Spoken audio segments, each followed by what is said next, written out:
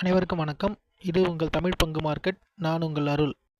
நான் செபியில் பதிவு பெற்ற பங்கு முதலீட்டு ஆலோசகர் கிடையாது. I am not a SEBI registered investment advisor. இந்த வீடியோவில் நம்ம 2004 இதுவரைக்கும் நடந்த பாராளுமன்ற எலெக்ஷனில் ரிசல்ட் அன்னைக்கு மார்க்கெட் எப்படி மூவ் ஆகிருக்கு, என்னென்ன நடந்திருக்குன்றதை தெளிவாக பார்க்க வீடியோவை கடைசி வரைக்கும் ஸ்கிப் பண்ணாமல் பாருங்கள். இல்லை இந்த எலெக்ஷனில் என்ன நடக்கும்னு சொல்லியிருக்கேன். நம்ம சேனலை சப்ஸ்கிரைப் பண்ணாத தோழிகள் சப்ஸ்கிரைப் பண்ணிக்கோங்க, லைக் பட்டனை தட்டி விடுங்க. மார்க்கெட்டில் கரண்ட் ரூலிங் பார்ட்டி திரும்ப வந்தால் மார்க்கெட் சற்று ஏறும். ஏன்னா அவங்களோட டிசிஷன் ஏற்கனவே எடுத்த டிசிஷன்லேருந்து மாற மாட்டாங்க. டேக்ஸ் அந்த மாதிரி விஷயங்களால மார்க்கெட் திரும்ப ஏறும். ஆப்போசிட் பார்ட்டியோ இல்லை கரண்ட் பார்ட்டி ஒரு ஸ்திரத்தன்மை இல்லாமல் வந்தாங்கன்னா மார்க்கெட் இறங்குறதுக்கான வாய்ப்பு அதிகம். 2004 1996லேருந்து 2004 வரைக்கும் பிஜேபி தான் ரூலிங் பார்ட்டியாக இருக்கிறாங்க. எலெக்ஷன் ரிசல்ட் வரும்போது காங்கிரஸ் 335 சீட் பெற்று சிங்கிள் மெஜாரிட்டியில் வராங்க. அன்னைக்கு மார்க்கெட் பார்த்தீங்கன்னா கிட்டத்தட்ட 17% இறங்கியிருக்கு. 1800லேருந்து 1600 பாயிண்ட் இறங்கியிருக்கு. ஆனால் அதுக்கப்புறம் 2004லேருந்து 2008 வரைக்கும் பார்த்தீங்கன்னா 1600லேருந்து 6300 வரைக்கும் ஏறி இருக்குது. கிட்டத்தட்ட 385% மார்க்கெட் ஏறி இருக்குது. 2008 அமெரிக்காவில் நடந்த லேமன் பிரதர்ஸ் பேங்க் கொலாப்ஸ்னால மார்க்கெட் திரும்ப இறங்க ஆரம்பிச்சிச்சு. 2009 பார்த்தீங்கன்னா ஒப்பீனியன் போல் என்ன வருதுன்னா, காங்கிரஸ் பிஜேபி 2 பேருக்குமே மெஜாரிட்டி கிடையாது அப்படின்னு வருது. ஆனால் எலெக்ஷன் ரிசல்ட் வரும்போது காங்கிரஸ் 322 சீட் பிடிச்சி சிங்கிள் மெஜாரிட்டியில் ஆட்சி அமைக்கிறாங்க. அதனால் பார்த்தீங்கன்னா மார்க்கெட் அன்றைக்கி ஒரே நாளில் 20% ஏறி இருக்குது. முதல்ல 10% அப்பர் சர்க்கியூட்டு, அடுத்து 15% அப்பர் சர்க்கியூட்டு, அடுத்ததாக 20% அப்பர் சர்க்கியூட்டு. அன்றைக்கி மட்டும் 3500லேருந்து 4600 வரைக்கும் 20% மார்க்கெட் சிங்கிள் டேயில் ஏறி இருக்குது. அந்த 2009லேருந்து 2014 வரைக்கும் பார்த்தீங்கன்னா மார்க்கெட் ஆனது 3500லேருந்து 7500 வரைக்கும் ஏறி இருக்குது. கிட்டத்தட்ட 115% ஏறி முடிஞ்சிருக்கு. 2014 பார்த்தீங்கன்னா அதுக்கு முன்னாடி 10 வருஷம் காங்கிரஸ் தான் ஆட்சியில் இருக்குது. 2014 மோடியோட அலை அப்படின்னு சொல்லி கொண்டு வராங்க. குஜராத் மாடல் அப்படின்றத முன்னிறுத்தி பிரச்சாரம் பண்ணுறாங்க. மே 16, 2014 ரிசல்ட் வருது. பிஜேபி 282 சீட் சிங்கிள் மெஜாரிட்டியில் வராங்க. பிஜேபியோட கூட்டணியோடு சேர்த்து 336 சீட் பிடிக்கிறாங்க. அன்றைக்கி நிஃப்டி என்ன ஆகுதுன்னா 5% கேப் அப்பில் ஆரம்பித்து 1% அப்பாகி க்ளோஸ் ஆகுது. ஏன்னா இந்த எலெக்ஷனுக்கு முந்தைய கருத்து கணிப்புலேயே மோடியோட அலை வரப்போகுது அப்படின்னு சொன்னதுனால மார்க்கெட் முன்னாடியே ஏறிட்டதுனால இதுக்கு பெருசாக ரியாக்ட் பண்ணலை.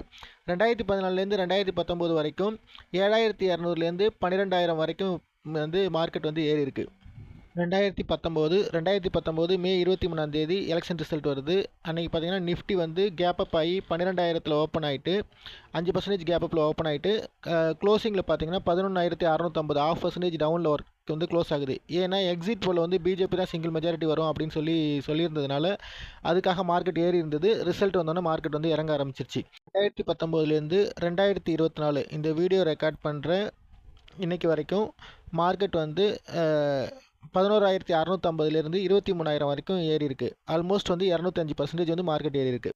இப்போ பார்த்தீங்கன்னா ஜூன் 1 கடைசி கட்ட எலெக்ஷன் நடைபெறும். அதுக்கப்புறம் ஜூன் 1 சாயந்தரம் 6லேருந்து 7 மணிக்குள்ளே எக்ஸிஸ்டிங் போல் அப்படின்னு சொல்லக்கூடிய தேர்தலுக்கு பிந்தைய கருத்து கணிப்பு வெளியிடுவாங்க. அதனோட தாக்கம் நம்மளோட மார்க்கெட்டில் ஜூன் 3 இருக்கும். கண்டிப்பாக கருத்து கணிப்பு முடிவுகளில் பிஜேபி சிங்கிள் மெஜாரிட்டியோட வரதுக்கான வாய்ப்பு இருக்குது அப்படின்னு அறிவித்தாங்கன்னா மார்க்கெட் சிறிது ஏறலாம். ஆனால் பெருசாக ஏறுவதற்கான வாய்ப்பு இல்லை. ஏன்னா பிஜேபி வெற்றி பெற போகுதுன்ற நியூஸ் மார்க்கெட்டுக்குள்ளே இருக்கிறதுனால மார்க்கெட் ஏறிட்டு இருக்கு.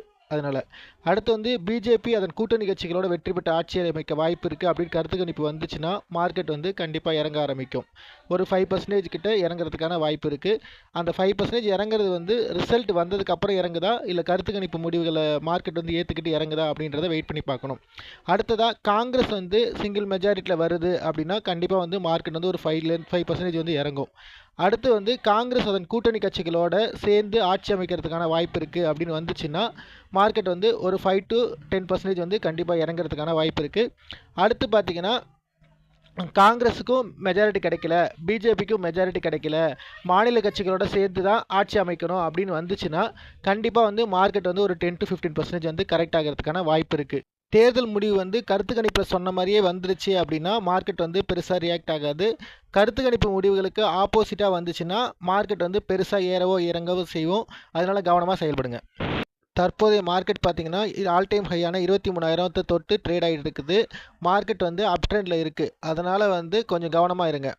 மட்டும் மீண்டும் ஒரு முறை சொல்லிக்கிறேன். நான் செபியில் பதிவு செய்யப்பட்ட பங்கு முதலீட்டு ஆலோசகர் கிடையாது. I am not a SEBI registered investment advisor. நீங்கள் இன்வெஸ்ட்மெண்ட் செய்கிறதுக்கு முன்னாடி உங்களோட ஃபைனான்சியல் அட்வைசரை கேட்டு ஆராய்ஞ்சு முடிவு பண்ணிக்கோங்க. இதுவரைக்கும் நம்ம சேனலை சப்ஸ்கிரைப் பண்ணாத தோழர்கள் தோழிகள் சப்ஸ்கிரைப் பண்ணிக்கோங்க. பெல் நோட்டிஃபிகேஷனை தட்டி விடுங்க. இந்த வீடியோ பிடிச்சிருந்தால் லைக் பட்டனை தட்டி விடுங்க. இது போன்ற தொடர்ந்து மார்க்கெட் தொடர்பான செய்திகளுக்கு நம்மளோட சேனலில் இணைந்திருங்க. இதுவரைக்கும் ஆதரவளித்த அனைவருக்கும் நன்றி நன்றி நன்றி.